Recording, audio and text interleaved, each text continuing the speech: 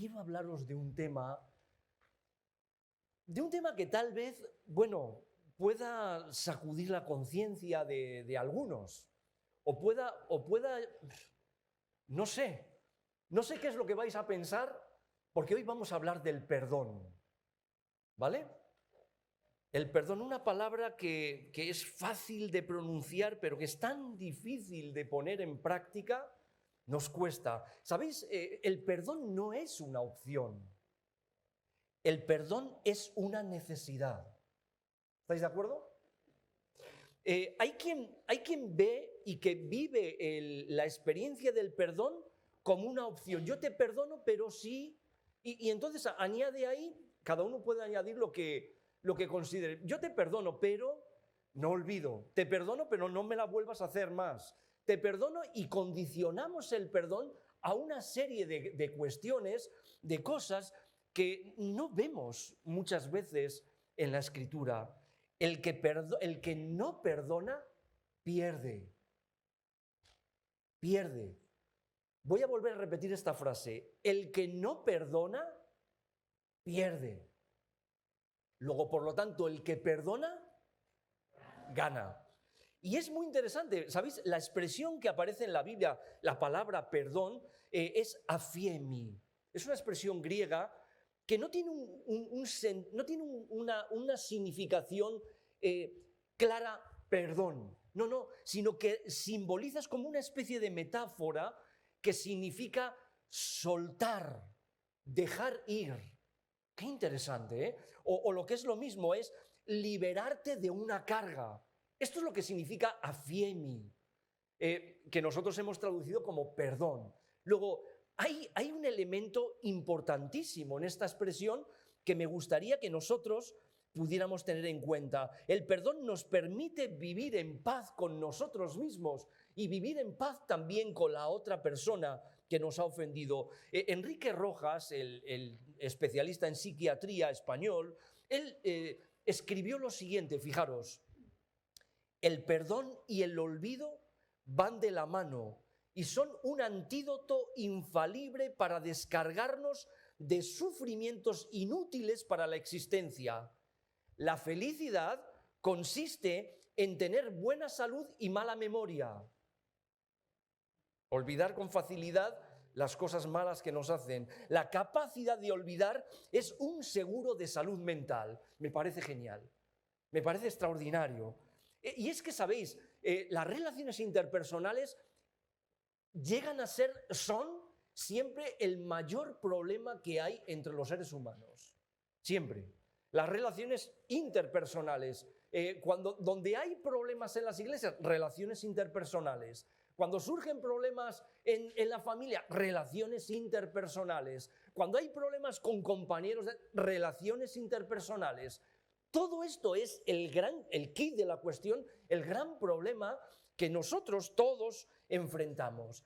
Por eso, aunque es verdad que el tema de hoy lo he titulado el perdón en la familia, me gustaría extenderlo un poquito más, extenderlo más allá de nuestros propios hogares, el perdón dentro de la familia, dentro del hogar.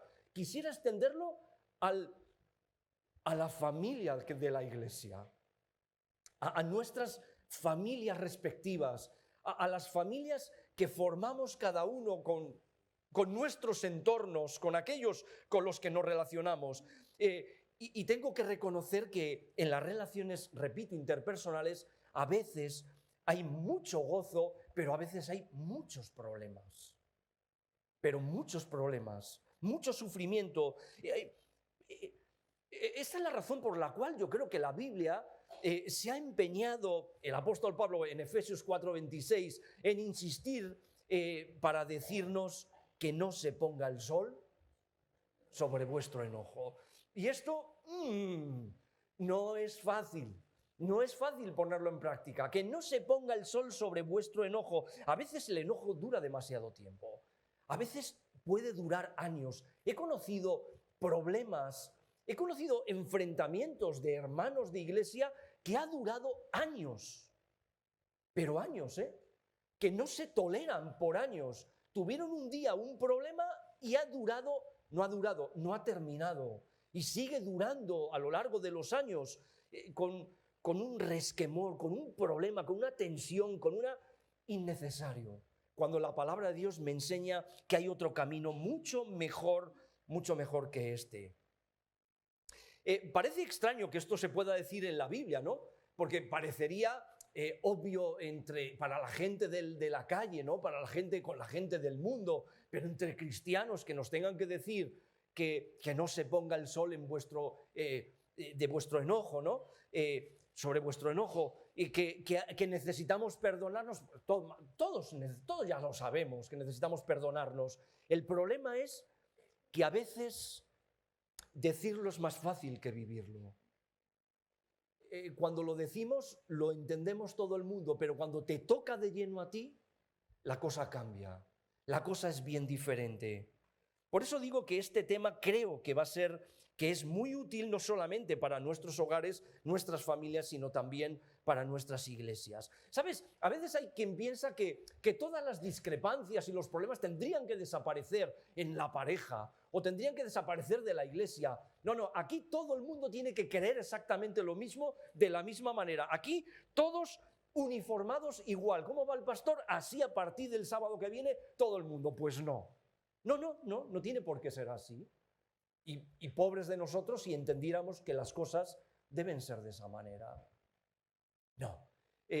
Dios nos ha dado las discrepancias no para que sean eliminadas, sino para que aprendamos a resolverlas a través de los medios que Dios ha dispuesto en su palabra. Así que, como me dirijo a una congregación de hombres, de mujeres y de jóvenes y niños que no tienen ningún problema de este tipo, ¿vale? Solamente os estaré recordando algo que vosotros ya sabéis, nada más. Pero, por si se diera la circunstancia en que un día tienes que enfrentarte a una dificultad en que tú has herido a otro o alguien te ha herido a ti, entonces el mensaje va dirigido de manera especial a ti que escuchas. Jesús nos enseñó en su palabra, Mateo 18:15, texto que conocéis muy bien, que si tu hermano peca contra ti, ve y díselo al pastor. ¿Cómo que no? No, el pastor tiene que ser el primero en enterarse de todo esto. ¿Qué dice la Biblia ahí? Ve y repréndelo estando tú, el pastor y él. El pastor no aparece por ningún sitio ahí. Ve y habla a solas con él. Esto es lo que dice la Biblia. Háblalo con él, estando tú y él solo. Y si te oye, entonces has ganado a tu hermano. Pero si no te oyere, entonces toma a una o dos personas más. Entonces díselo si quieres al pastor. Díselo a otro hermano de confianza. Pero no con la intención de machacar al hermano que ha errado, que me ha hecho... sino más bien para ayudarle a que él pueda cambiar su actitud, ver las cosas desde otra perspectiva, porque a fin de cuentas, cuando hay una discrepancia de opinión, tú puedes verlo de una manera y yo puedo verlo de otra, pero cuando son dos personas más que lo están viendo desde una perspectiva diferente a la tuya, tal vez entonces convenga que lo plantees de otra manera y digas, oye, a ver si realmente el equivocado estoy yo y tengo yo que cambiar mi actitud. Soy yo el que necesita cambiar mi enfoque, porque las ideas que yo tengo quizá no sean las más adecuadas. El perdón es esencial para que haya restauración en todos nosotros. Para que la restauración pueda producirse en su totalidad, necesitamos el perdón. Pero también se necesita, ¿qué otro elemento? El arrepentimiento y... Perdón, arrepentimiento y confesión, ¿no? Porque yo puedo estar muy arrepentido, pero si te he dicho algo que no te tenía que decir, lo lógico es que yo vaya a ti y te pida disculpas, te pida perdón, ¿correcto? Bueno, pues se trata justamente de esto. Cuando alguien peca contra ti o eres tú quien ha cometido un pecado contra otra persona y te lamentas sinceramente y te duele el corazón porque sabes que has metido la pata, que no lo has hecho bien, la vida queda herida. Tu vida queda herida y queda herida también la vida de la persona a la que hemos ofendido. Y si esta herida no se trata, ¿sabes lo que va a suceder? Que se va a infectar. Y si se infecta, el dolor irá cada vez en aumento. Más y más dolor. Nadie dijo que esto sería fácil de resolver, ¿eh? Nadie lo ha dicho. Pero hay muchas situaciones que no terminan de resolverse jamás. Jamás. Y esto es lo que un creyente no puede permitirse. Es por esto que conviene que a veces hablemos de temas que creemos que sabemos o que sabemos todos, pero que nos permitan sobre todo valorar experiencias, situaciones en las que un día te puedes ver y tienes que analizar, vale, cuando tú... Es muy fácil la teoría cuando la ves para otros, cuando la ves en otros, pero cuando te toca a ti de lleno, mientras a ti no te han pisado el pie, ¿vale? Sino que ha sido el pie del otro, es más fácil verlo, pero cuando te toca a ti, entonces las cosas adquieren una dimensión que tal vez hasta entonces no te habías pensado, no habías ni siquiera imaginado. Unas veces, ¿sabes? Hay falta de perdón, otras veces hay falta de arrepentimiento genuino de parte del ofensor, pero, ¿sabéis? Esa palabra perdón de la que he mencionado al principio, afiemi, esta expresión griega, ¿no? Es una palabra que implica restauración. Es una palabra que implica aligera tu carga, porque llega a ser como una carga pesada, muy pesada, que a veces nos aplasta y que pesa a medida que va pasando el tiempo. Si no somos capaces de liberarnos de ella, de esta carga, cada vez va pesando más y más y más. Y puede terminar por arruinar nuestra salud y arruinar nuestra vida espiritual. Puede producir nuestra perdición eterna. Y puedes decir, bueno, ¿de qué estamos hablando? Sí, estamos hablando de la necesidad que tenemos de arrepentirnos, de confesar nuestros pecados de una manera sincera y completa cuando hemos ofendido a la otra persona. Y también se espera de la otra parte que haya un perdón genuino. Bueno, vamos a ir hablando y vamos a hablarlo por paso a paso, ¿vale? Porque esto, repito, que suena muy bien, sobre todo cuando te perdonan a ti, ¿vale? Cuando eres tú el que recibes el perdón, parece que estás esperando que el otro, pues eso es lo que tiene que hacer, perdonarme. Pero qué difícil es cuando te toca a ti dar, conceder ese perdón.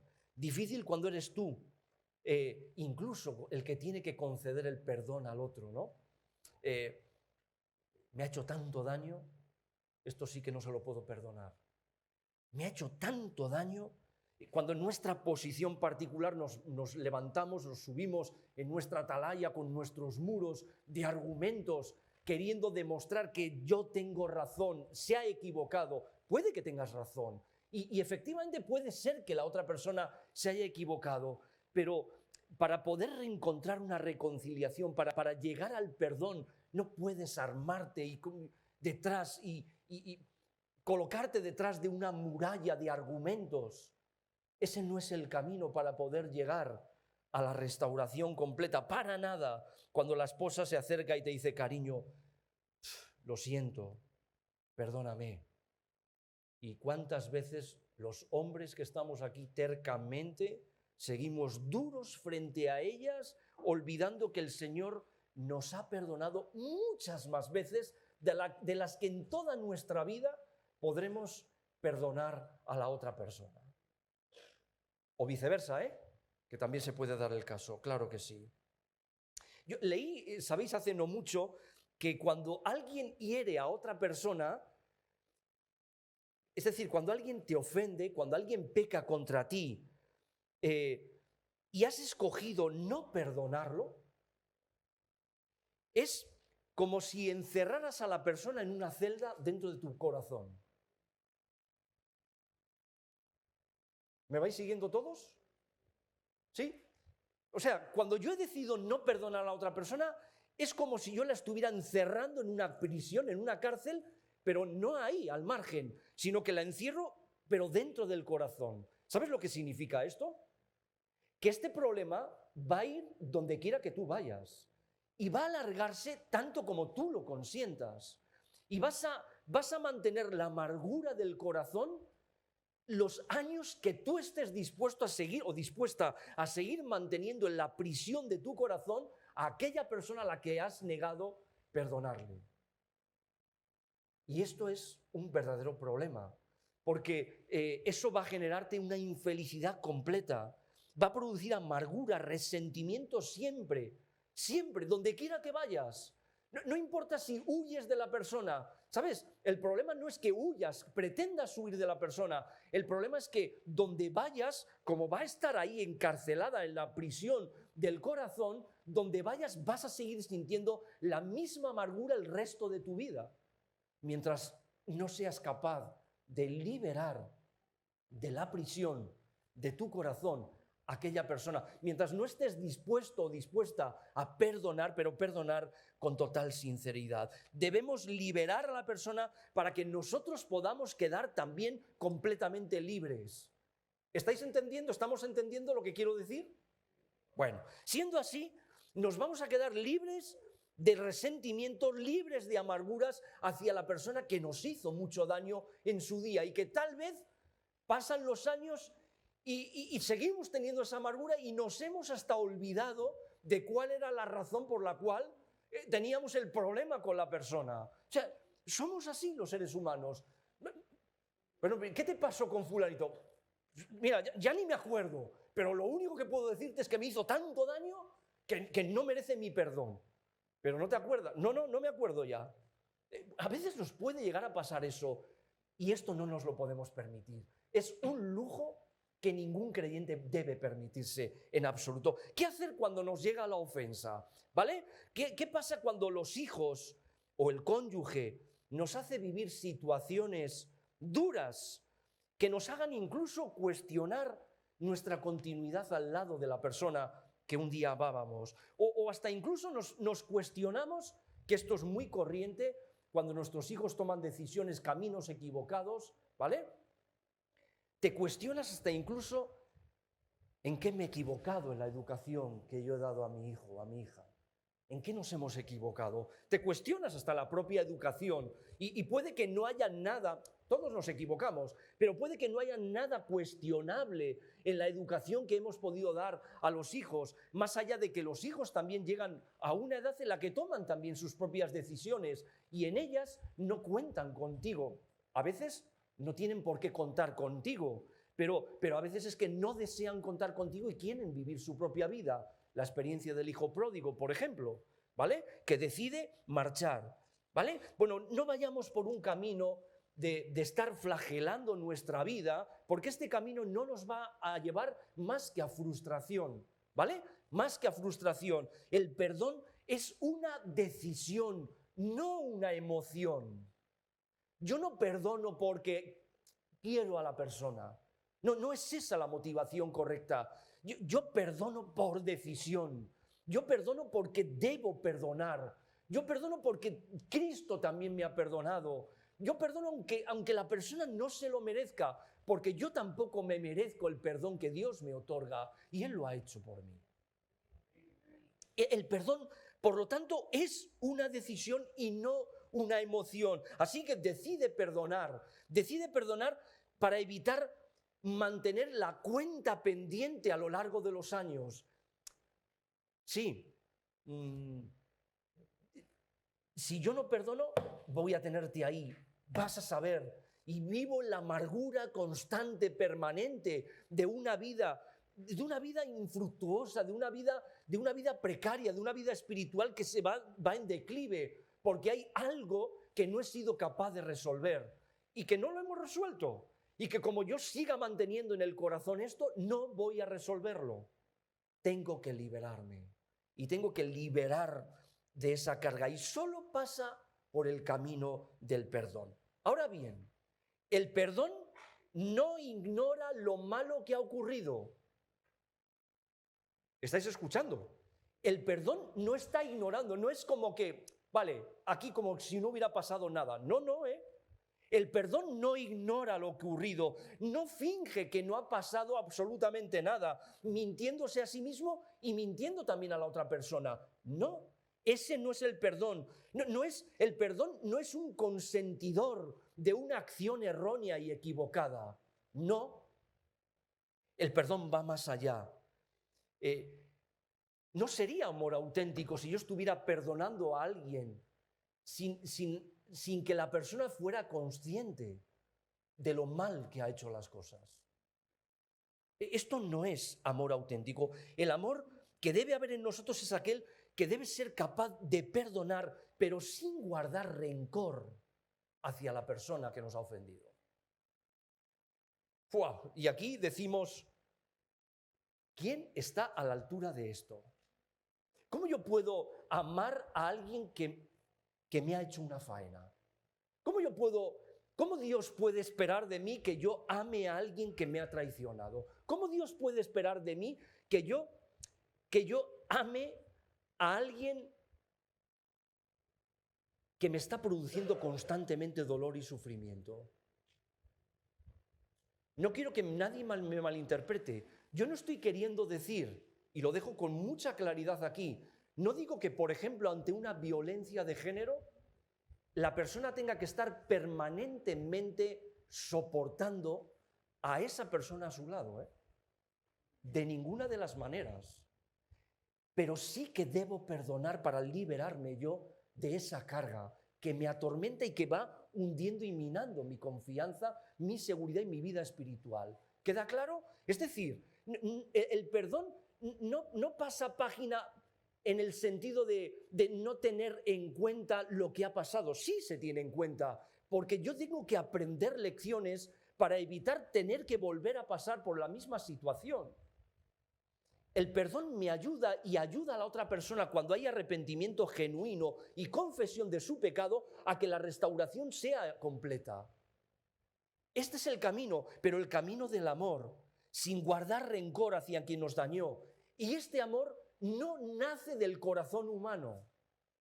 No puede ser. Si me pasa un tipo por la calle y hace con un cuchillo, con lo que sea, raya el coche que tengo aparcado ahí, ¿cómo Dios me puede pedir que sienta amor hacia aquel que me está haciendo daño? Es imposible. Pero el amor del que Dios me habla, el amad a vuestros enemigos, orad por aquellos. ¿Cómo voy a orar por aquel que me ultraja y me está persiguiendo? Lo único que puede haber es lo que a veces decíamos en la escuela sabática nuestra. Allí a veces había expresiones en David que eran fuertes, que eran duras, y que a veces no llegamos a comprender en la naturaleza humana. ¿Cómo David podía hablar a veces con expresiones fuertes? Destruye a mis enemigos. Si no es en el contexto de alguien, Señor, si yo dependiera de mí, me los comería. Pero tuya es la venganza.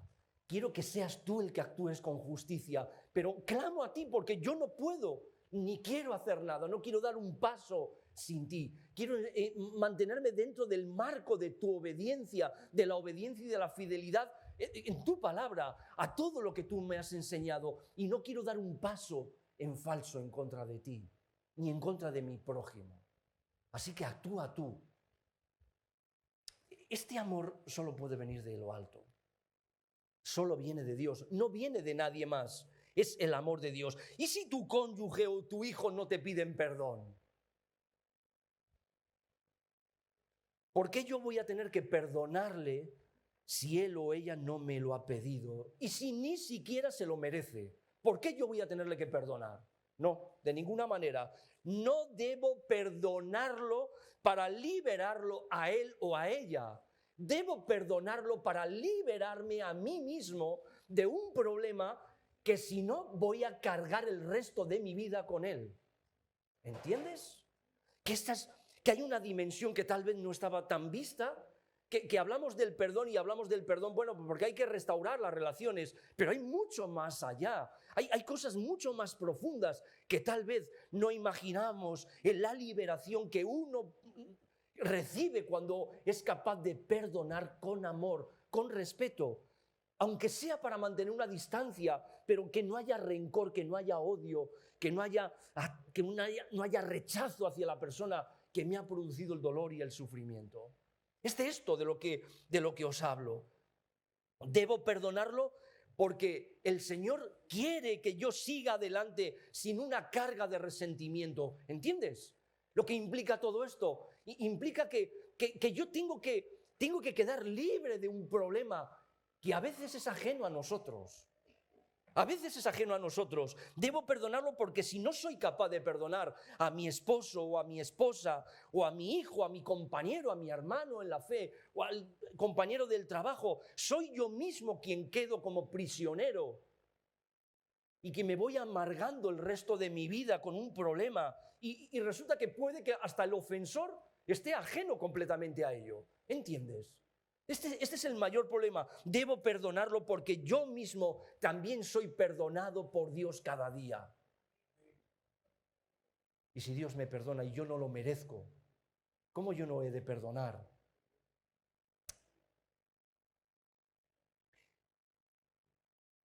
Y si me niego a perdonar, ¿qué? Porque puedo tomar la decisión de no perdonar. Bueno, si yo me niego a perdonar, leí hace no mucho también sobre este aspecto, es como si yo me tomara un vaso de veneno y esperara que el efecto le ocurriera a aquel que está en contra de mí. Y ahora me tomo el veneno, digo, ahora te vas a enterar. ¿Quién se va a enterar? Te vas a enterar tú. Bueno, pues esta es la realidad y esto es lo que nos pasa a nosotros.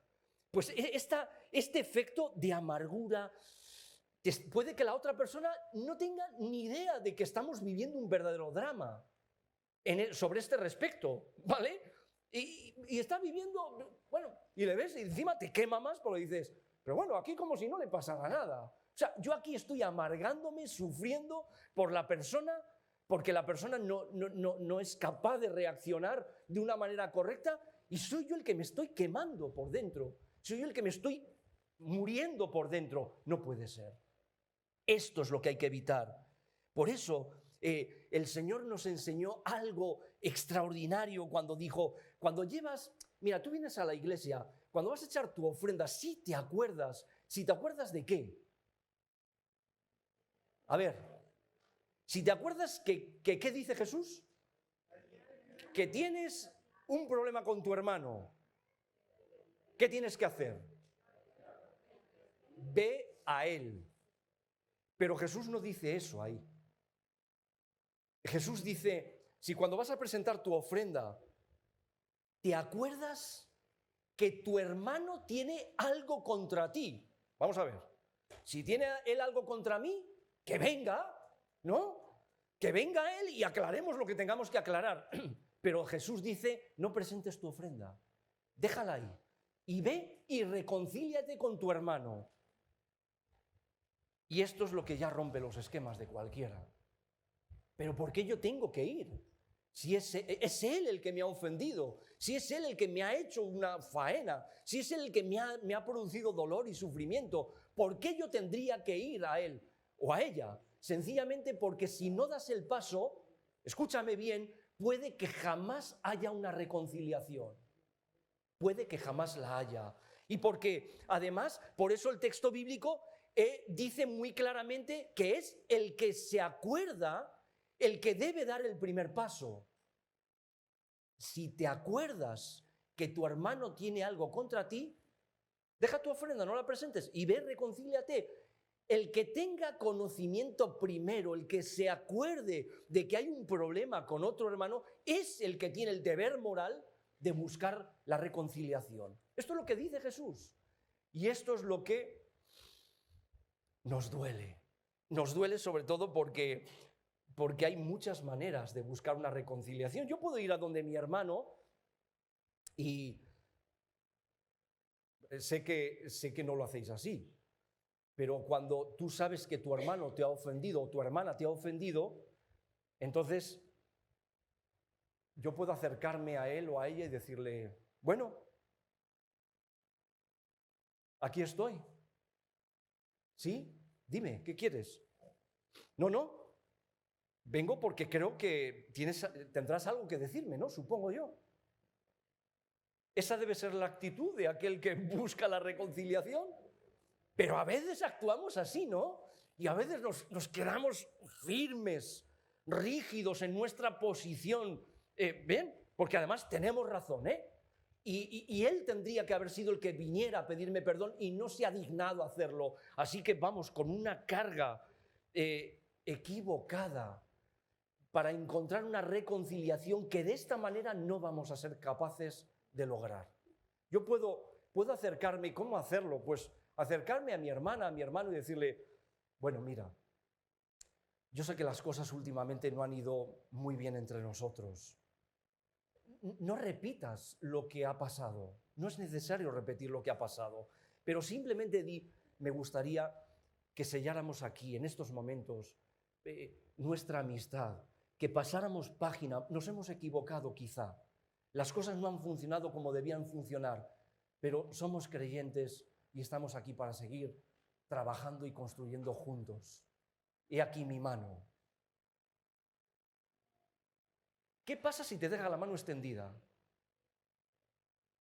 A mí me ha ocurrido esto, ¿eh? Y que se da la vuelta, se gira y te deja la mano así, ¿eh? Cuando además no era yo ni el culpable. ¿Cómo te sientes? ¿Te sientes tu orgullo herido? ¿Te sientes ni una más? Pero ¿por qué Jesús insiste en que yo, si tengo conocimiento, tengo que ir a resolver el problema con mi hermano? ¿Por qué insiste Jesús en que yo haga eso cuando yo no he tenido la culpa? ¿Por qué? Os pregunto. ¿Para que haya paz? Para que tenga yo paz. Para que no tenga yo el problema. Y si me deja con la mano extendida, ¿sabes lo que quiere decir? Que es su problema delante de Dios. No es más el tuyo. No es ya más mi problema. Si yo he dado todos los pasos que tenía que dar buscando la reconciliación y resulta que me ha rechazado hasta eso, o sea, no ha tenido ni siquiera la delicadeza de venir a pedirme perdón. Primero. Segundo, voy a él en un acto de humildad. No para machacarlo, sino para buscar una restauración en la relación. Y resulta que me deja con la mano extendida, no es más tu problema.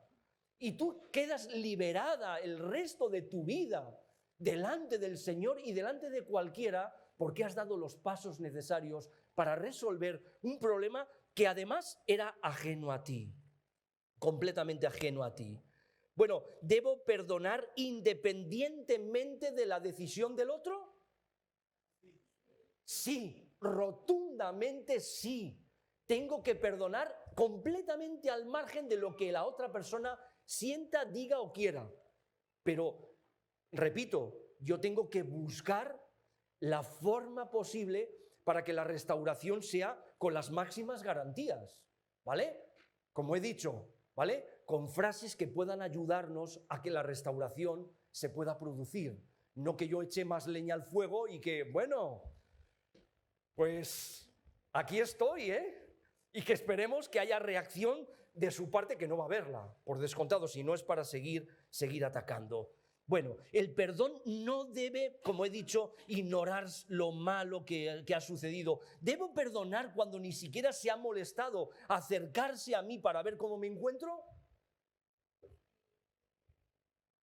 ¿Todos?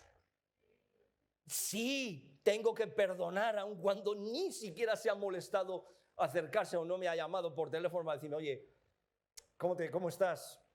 Disculpa. Nada.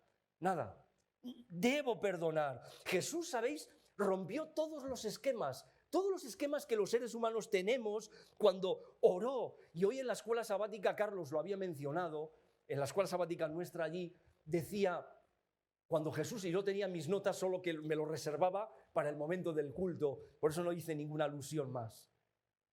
¿Has pensado la salvación para cuánta gente es? Pero únicamente tiene efecto la salvación ¿en quiénes? ¿En? ¿Quién la acepta? ¿Estamos de acuerdo?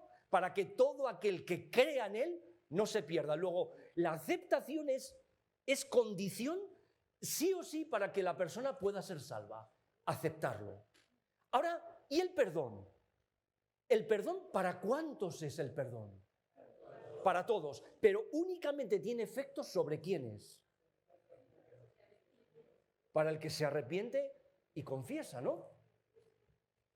Y ahora viene lo que rompe todos los esquemas. ¿Por qué Jesús, estando en la cruz del Calvario, oró: Padre, perdónalos, porque no saben lo que hacen? ¿Por qué?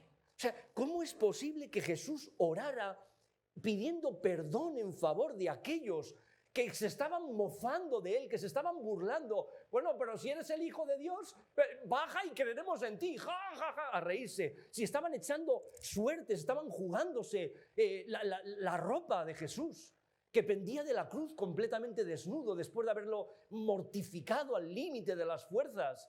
Y Jesús, que diga esas palabras desde la... Padre, perdónalos, porque no saben lo que hacen. La pregunta es, ¿qué efecto puede tener el perdón sobre gente que ni siquiera se está arrepintiendo, que se está mofando, que se está burlando de él y que no quieren ni siquiera creer en él? Os pregunto. Y espero una respuesta, si alguien la tiene. ¿El qué? Yo estoy convencido que esa era una razón. Es decir, fijaros, Jesús está dando un testimonio poderoso que pende de la cruz, y cuando incluso la gente se ríe y se burla de él, está pidiendo el perdón por ellos. Esto ya es el colmo de los colmos, pero hay gente que está escuchando. Hay gente que está oyendo ese mensaje. Y hay gente que está siendo impactada por lo que dicen. Pero hay otra razón que es muy importante. ¿Tú te imaginas, siendo el Hijo de Dios, teniendo el poder de Dios que tenía, que no era necesario ni que abriera su boca para decir, fulmínalos a todos? Que hubiera únicamente un pensamiento negativo en contra de aquellos que le estaban atormentando y que dijera, ya está bien, Señor, ya no aguanto más, no soporto más a esta generación, a esta gente. ¿Hasta cuánto voy a tener que estar aguantando? ¿Podía o no podía haberlo hecho? Y haber simplemente un pensamiento y se acabó. Voy a aniquilarlos a todos. Yo creo que hubo, lo que Cristian dice, hubo una necesidad también en Jesús de estar ahí también a la altura de las circunstancias para que no le afectara de manera negativa una situación límite a la que estaba siendo sometido por aquella gente que se le ultrajaba, se burlaba y se reía de él, sino que llega a decir, perdónalos, porque no saben lo que hacen. ¿Qué resultado puede tener eso? Bueno, no lo sabemos, pero el centurión, dice el texto bíblico, y los que estaban con él custodiando a Jesús en la cruz, dijeron, en verdad, este era el Hijo de Dios. Luego, algún efecto pudo producir que se escapa a nuestra comprensión, a nuestro conocimiento, no lo sé. Y Esteban, ¿recuerdas a Esteban? Estoy terminando. Pidió también a Dios que perdonara a aquellos que lo apedreaban hasta la muerte. Hechos capítulo 7, versículo 60. ¿Cómo puede ser esto? ¿Cómo puede alguien orar y pedir perdón? ¿Cómo puede alguien encontrar motivación en medio de una situación de sufrimiento al límite cuando te están apedreando y sin embargo pedir perdón por aquellos que te apedrean? Esto es imposible para el ser humano, pero es posible cuando Dios llena tu corazón, cuando estás colocado en el lugar adecuado, cuando te has puesto en el ambiente de la bendición de Dios. Entonces las cosas son diferentes. La percepción que tienes de las cosas cambia por completo tu panorama y ahora miras como Dios, ves las cosas desde la perspectiva de Dios, eres capaz de ayudar a restaurar las cosas cuando lo único que estarías pensando en condiciones normales es cómo salgo yo de esta situación en la que estoy. Y Dios te está ayudando. Tu perdón produce restauración en tu vida, en tu familia, en la iglesia, y debe estar presente en todas nuestras relaciones. Es necesaria. Y cuando hay arrepentimiento sincero, termino, debería el perdón concederse lo antes que se pueda para que la reconciliación tenga lugar. Deberá ganarse con muestras evidentes también de un sincero arrepentimiento de parte de aquel que te ha ofendido. También es esperable esto. También es de esperar. Está bien, si tú das el paso, mira, da siempre el paso. No esperes si el otro no da el paso. Da tú el paso, no te preocupes. ¿Sabes? Gana el que ha dado el paso primero. Gana más el que ha dado el paso de acercarse a buscar la restauración. Sé que esto es muy difícil, pero cuando te pones en las manos del Señor, Dios te ayuda. Y las cosas son bien distintas, bien diferentes. Tú da el paso. No des el paso, bueno, pues como aquel cónyuge herido que dice, lamento que me hayas descubierto. Ese no es el arrepentimiento que estamos esperando en una situación así. Lamento que me hayas descubierto, no. Es una cosa es el remordimiento, otra diferente es el arrepentimiento que surge del corazón, que produce dolor por haber ofendido a la persona que tenemos a nuestro lado, sea esta quien sea, ¿vale?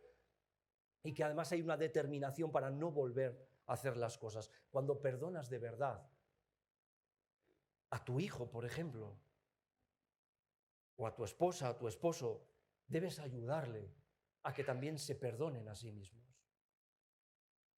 Es decir, podemos decirle, tranquilo, cariño,